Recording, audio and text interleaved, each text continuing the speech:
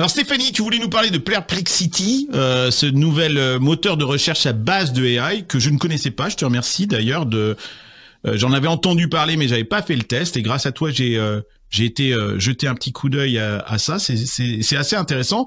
Stéphanie, explique-nous, c'est qui Perplexity? Perplexity, c'est le nouveau search. Il remplace Google Search bientôt. En tout cas pour les Gen Z. Moi, j'ai testé. Donc, perso, je sais chercher. Ça m'intéresse un petit peu moins.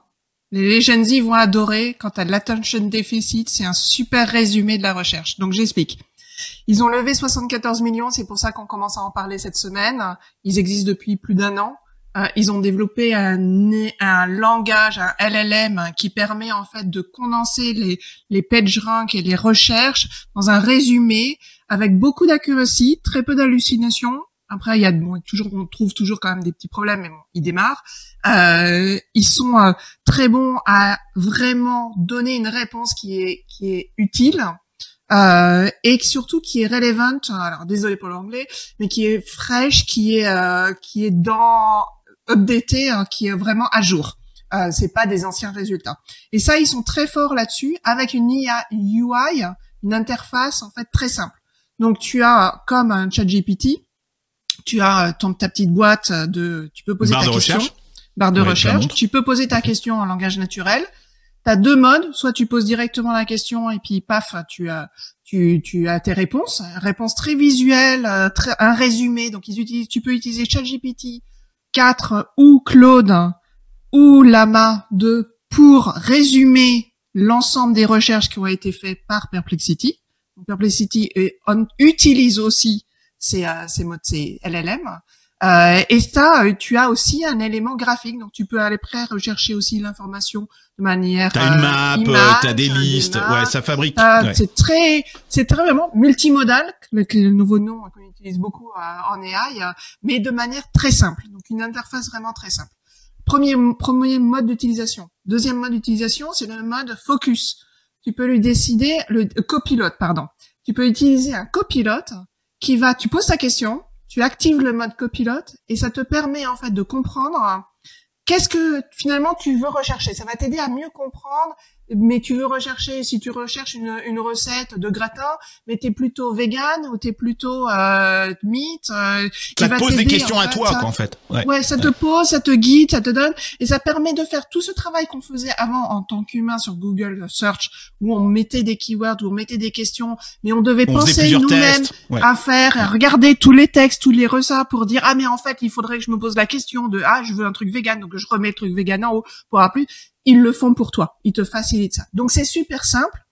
Et je dirais c'est génial en fait dans une vision où tout le monde a de moins en moins d'attention et on est dans des générations de Gen Z qui arrivent avec des ADHD, des déficits d'attention, parce que tout va être focalisé sur une recherche. T'as pas besoin de regarder 10 milliards en fait de résultats. Tout arrive condensé, résumé. Les sources sont quand même là. Et donc il y a les sources sont là, donc tu peux après aller directement dans le bon contenu, de bons fichiers. Pierre, t'as testé? Ouais, j'ai testé, je trouve ça vachement bien dans ce qu'a décrit Stéphanie, c'est très clair. Pour moi, on est en train de disrupter le search, et la question que je me pose, c'est qu'avant, quand on cherchait, on avait une forme de libre arbitre. On allait voir des choses et on se faisait une opinion. Aujourd'hui, quand on search avec un truc comme Perplexity, on nous propose une réponse. D'ailleurs, il se qualifie comme moteur de réponse et pas de moteur de recherche. On te propose une réponse, absolument. Et donc, du coup, tu n'as plus du tout ton esprit critique en disant est-ce que je suis d'accord avec est-ce que j'ai analysé la réponse? C'est vrai. Donc ça, c'est un premier truc qui, pour moi, m'a choqué, c'est de me dire, waouh, tu m'imposes une réponse, alors que moi, je cherche des choses qui vont me permettre de construire une réponse. Donc ça, c'est la première différence. La deuxième question que je me pose, quand même, parce que j'ai lu que Bezos avait investi là-dedans, en disant Google, c'est l'ancien monde et eux, c'est le nouveau monde. Je ne crois pas que Google soit une boîte has-been. Pour moi, c'est une boîte qui est hyper tech, avec des gens super smart. Donc forcément, ils vont réagir. Ils ont forcément de la tech extraordinaire dans Google. Donc forcément, ils sont en train de réfléchir à comment se disrupter eux-mêmes sur le search. Donc je suis un peu perplexe sur Perplexity, il faut quand même le dire, sur leur capacité à un moment donné à devenir concurrent de Google, parce que sur le fond on peut dire oui, mais quand même Google c'est une machine gigantesque avec des mecs très smart, c'est pas une petite start-up avec un peu de pognon de Bezos qui va, je pense, mettre Google par terre. J'en suis pas encore convaincu. Alors c'est Bezos, mais il y a aussi l'ancienne PDG de YouTube, il y a Sozin Wojcicki, il y a Jeff Dean de Google AI justement qui a investi à titre perso. Donc là c'est un peu l'espion. Hein. Google Search, c'est 40 milliards de dollars de chiffre d'affaires, je crois, par an pour Google. Tu laisses pas tomber 40 milliards comme ça, Carlos. Non, mais c'est comme toutes les apps de social qui te disent ils vont remplacer Facebook, quoi. Avant d'y arriver, t'as une masse critique Ouais, donc Par contre, ça montre à Google ce qu'ils doivent faire. Ils ont fait le poste de Google. Ouais, c'est de la recherche. Tout à fait. NJ, toi, t'as fait le test? J'ai testé rapidement et pareil, je suis assez perplexe sur Perplexity parce que j'en vois beaucoup en fait des startups de search qui essaient de réinventer et en vrai dans le search il y a une question de distribution qui est juste énorme. Donc Google ils ont Android, Chrome et bien sûr Google qui indexe toutes les pages de tous les sites depuis 25 ans. Et en fait, ouais, voilà, les sitemaps, ils nous ont forcé à faire du SEO pendant des années et des années. Ils ont un savoir-faire exceptionnel. Bard, c'est très bon. Je pense que juste, en effet, aujourd'hui, ils protègent la poule aux œufs d'or du Google, parce que nous, dans notre petit monde, on se dit oui, l'AI disrupt le search, mais en vrai, c'est à 2,5 milliards de gens qui searchent sur Google tous les jours et ça va continuer. Donc, et qui ont rien à foutre de l'AI. Ouais, moi, je pense que c'est un beau laboratoire. Ils ont une super UI, en effet. Ça donne envie, mais de là aller manger des parts de marché à Google ou à Bing qui revient très fort aussi, hein, parce que Bing ils ont vraiment bien intégré l'IA. Ouais. Alors on va pas tarder à revoir arriver Internet Explorer à ce rythme-là. D'ailleurs, sujet Netscape. J'ai lu aujourd'hui que Microsoft était en train de détrôner Apple comme l'entreprise la plus valorisée au monde. Intéressant, hein. Ouais. Ah bah ils sont forts, hein. Microsoft, eux ils savent exécuter. Ils sont très forts. Ils sont très forts. J'aurais jamais cru. Bons choix. Dans le gaming, ils prennent tout, ils sont très forts. Et par contre, ça pose une grosse question en fait. Tout ça, c'est le business model. Si l'évolution du search, c'est un résumé de tout et que tu payes un abonnement, est-ce que le business model de Google, qui est basé sur de la pub, et du coup, on peut faire un parallèle. Est-ce qu'on discutait sur le New York Times et le business model des paywalls?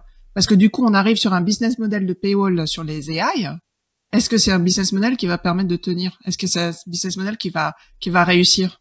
Je trouve qu'on enterre trop rapidement la publicité, qui est quand même un vrai bon prouvé, un modèle économique qui est prouvé. Et d'ailleurs Google en est le bon exemple. Et je pense que effectivement on enterre un peu trop vite ce truc-là. Et je pense que Google là-dessus, et je suis entièrement d'accord avec vous, ils sont super forts. Et donc ils ont le modèle économique. Il faut juste qu'ils le transportent sur une nouvelle interface, sur un nouveau usage. Mais ils ont toutes les équipes pour le faire. Et puis ils sont pas pressés. Comme tu dis, Angie, c'est les startups de l'AI se font la course. C'est une course. C'est des sprints toutes les semaines. Mais Google, pourquoi est-ce qu'ils participeraient à ça? Ils ont pas du tout intérêt en fait à ça. En revanche, je trouve très intéressant quand j'ai fait l'expérience de... Vous savez à quoi j'ai pensé immédiatement quand j'ai fait le test de Perplexity? J'ai pensé à Siri. C'est-à-dire que je me suis dit, imagine ça au format vocal, audio, et la restitution graphique dans mon iPhone de ça. Et là, je me suis dit, mais c'est Siri devrait être ça, quoi, en fait. Et là, j'ai pensé immédiatement à ça. Donc en gros, Perplexity peut se faire acheter par plein de monde. Hein. Apple arrive sur ça. Je pense que là, ils ont annoncé que voilà, ils allaient embarquer l'IA sur les iPhones. Ça va être, à mon avis, justement, le Siri nouvelle génération. Je pense que ça va être très très bon. J'ai hâte. Ouais. Ah, l'Alexa aussi. Hein. J'espère que j'attends. Hein.